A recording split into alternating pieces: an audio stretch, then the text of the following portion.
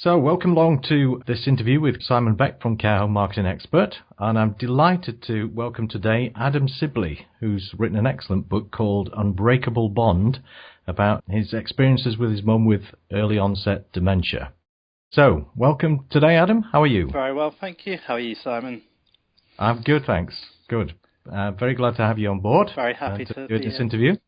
So, let's start with then. Can you tell me a little bit about the book? Give us a brief synopsis and tell me how you came to write it. Okay, the book is about my experiences in caring for my mum who had early onset dementia, like you say. She was diagnosed at the age of 51 and sadly passed at the age of 54. But the book that I've written is crammed full of what we learned over our times, practical advice, emotional support and comfort for anybody that might be going through a similar situation, caring for a loved one with dementia. It's a lot of my personal thoughts and feelings and emotions that went into the book. And the reason that I decided to write it was because before my mum got early onset dementia, she was all about helping other people, and she always put other people first. And before she passed away, I made a promise to her that I would write a book on our experiences so that her story could hopefully go on and help other people in the future, to give her a legacy of her life and try and help other people that were going through a similar situation. Because when dementia took hold of her life, she wasn't able to help people as she used to be able to. So even now that she's passed away, hopefully for years to come through this book, she'll be able to help more and more people. Good stuff. And how long, as a matter of interest, did it take you to write it? I started writing a couple of weeks after my mum passed, and it took me nearly a year to write it, and then another 6 months of proofreading, editing, going backwards and forwards with various people before we came to the final product, which we released this year. Was it a hard thing to write? Had you done any experience of writing before you started this? I've penned a couple of other books, but this was my hardest to date, to try and get everything down as my mum would have wanted and just try and relive all the experiences that we had. It started off as a hard process, but when I got going with it, it turned into quite a therapeutic, quite a cathartic process, going back through the experiences and the good times as well as the bad times with life with my mum. Of happy memories, I suppose, as well as you say, some sad ones. Exactly. My mum tried to live life to the best, and even with dementia, we were determined to give my mum the best life that we possibly could. So we did try and make sure we packed in as many good memories, especially into her final years, as we could. Excellent. So why do you feel it's particularly important to share your story then? I think that there are a lot of experts out there in the care industry that have great things to say to help people that are going through a similar situation. But I think a lot of people that are caring for family members or friends or for loved ones have a lot of information and experience which is just as vital, and that it would be helpful for them to share. Now, not everybody is confident or comfortable sharing their story, and I totally understand that, and not everybody has the platform or the ability to do so.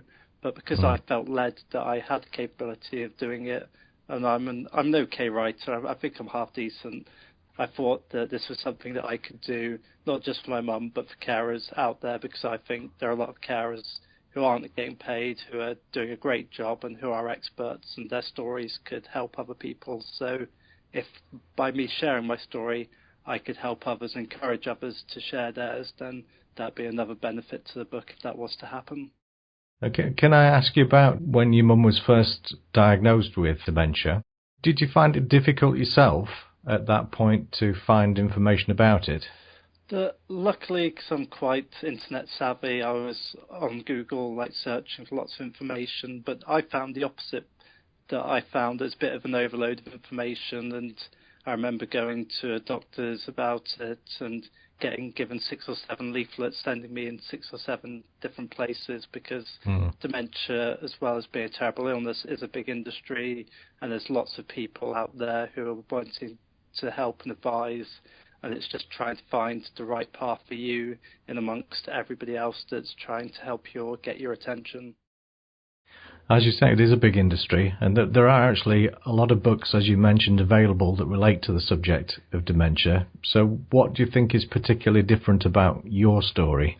I think that my mum was quite unique, that getting dementia so young. I know that it's becoming sadly more prevalent in younger people, but at age 51 to be diagnosed with early onset dementia was a young age, and I was a young carer. I was in my late 20s when my mum got diagnosed. So it's a story of balancing life. I worked full time as well as living and caring with my mum, trying to balance family life. And there's lots of different facets which I thought weren't broached or touched upon in other books that I had read previously or read during the time whilst I was writing the book.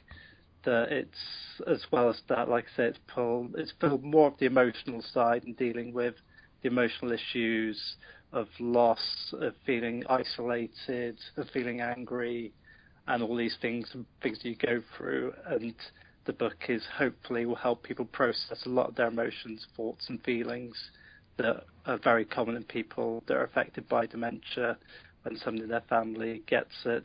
So that's what I think makes my book unique, and it's a personal story. I've made it as emotional as possible and kept it as raw and as fresh to the story as I could, and I've laid my heart out there, laid my heart on my sleeve, and I hope that'll be of comfort to other people to feel that they're not alone in the way they're feeling and they're not as isolated as they thought they were. Was it just yourself that was looking after your mum, or did you have any support from any other family members or outside of your family circle? It was me and my dad that cared for my mum.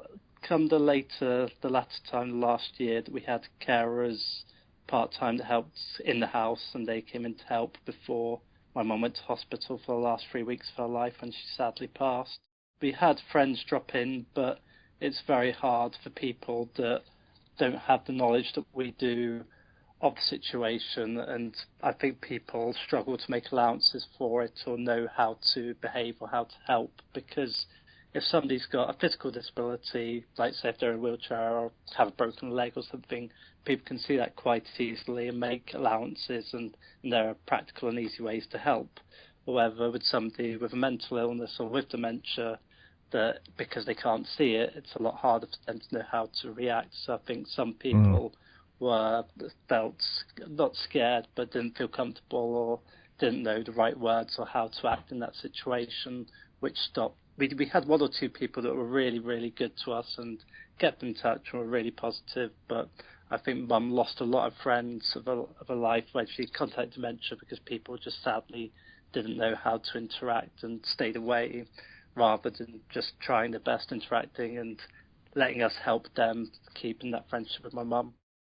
It's a very alien disease or a very alien thing that people experience. So if you've not come across anybody with dementia before, which, as in your mum's case, if it's early onset, it's quite possible that they haven't come across anybody before. It does make it particularly difficult, doesn't it, for other people to relate to them? Yes, because if you haven't interacted with somebody with dementia, you're not sure what to expect, and like I say, you just don't know how to handle things in the right way, or that you can exacerbate situations. When me and my dad tried just to keep things very calm, very loving and supportive for my mum, and if you can see that my mum was stressed, then that made other people around her stressed at times, and that sadly didn't lead to some of the best situations.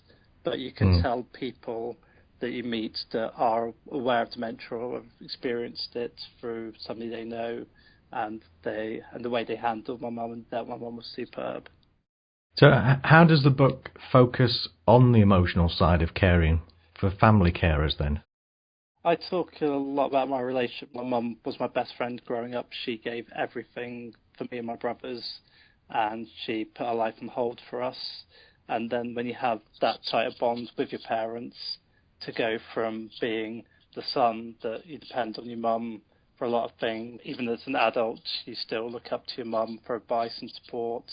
And then from that role changing from being a mum and a son to a carer and somebody with dementia, and trying to keep that mum-son relationship, but dealing with the transition to becoming their carer instead of them being your carer, is dealt with a lot in the book, and the emotions and going through that transition. But you still had that unbreakable bond between you, hence the title of the book, presumably all the way through, did you? Exactly, and the key thing about my mum was she lost a lot of ability to interact and to communicate and to hold a conversation, but the one thing she kept hold on to the end was the phrase, "I love you." And she would tell me that often. I think that she wanted nobody to forget before she passed that she loved us, and that bond was never going to break. Fantastic. I could imagine that there's a tendency to feel very down when you or somebody close to you has received a diagnosis of dementia. So how did you find hope in such an awkward and bad situation? I started looking for, but the way I started to look for positives would change.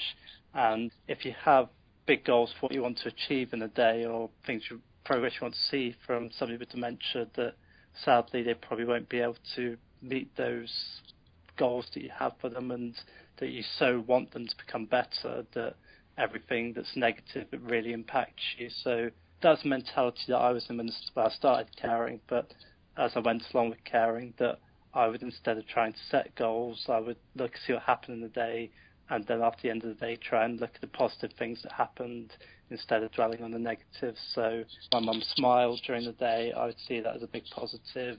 If she remembered something that she hadn't talked about before, or if she was more engaging, or if she conversationally was better, or mobility was better, then I would see that as a positive, rather than setting targets or hopes for the way I wanted my mum to act. I think that's a great way of looking at it, because it is difficult when someone has dementia to be able to direct them in any way, because they just, as you well know, lose understanding of these things. So reacting rather than trying to be proactive and to push things seems to be a very sort of smart way to go about things, I would have thought. Because my mum's favourite game was Scrabble growing up, and as dementia took hold, we still play the game regularly, but we changed the rules. So, for instance, if my mum could think of a word, I'd help spell it out. Or if it didn't quite fit on the board, I would change the letters around so it would fit. And you just adapt every day, just to try and make their day the best it can be, and to make them smile and to make them safe. Excellent. Okay, Adam. Final question then for you. What one piece of advice would you give to someone who's in the position you were in of dealing with their loved one's dementia? Don't close yourself off. Talk to people. Try and keep yourself in the world. It's so easy to disconnect and think that you're on your own and that you're the only one that has to deal with it. But I think it's important that you keep connected with people, all your friends, relations. Try and keep up the content and ask for help. Never be too proud to ask for help. There's lots of people out there that do want to help you. Just don't think that you're on your own in this battle. And like I was talking about earlier, just try wherever you can to find the positives in every day, because if you look hard enough, there will be some in amongst everything that's going on. Excellent. Superb advice, Adam. Well, thank you very much for joining us today and to sharing your thoughts on the book. It's a great read. If someone wants to get hold of it, where should they go? Okay, they can get it on Amazon in ebook or paperback. They can get it in Waterstones, or if you go into any bookstore and you ask for Unbreakable Bond by Adam Sibley, they'll be able to order you in a copy. It's got its own ISBN, and any bookstore or library up and down the country can order it in for you. Excellent. Okay. Thanks again for joining us and talking with us today, Adam. We wish you every success with the book. Thanks a lot. Thank you very much for having me.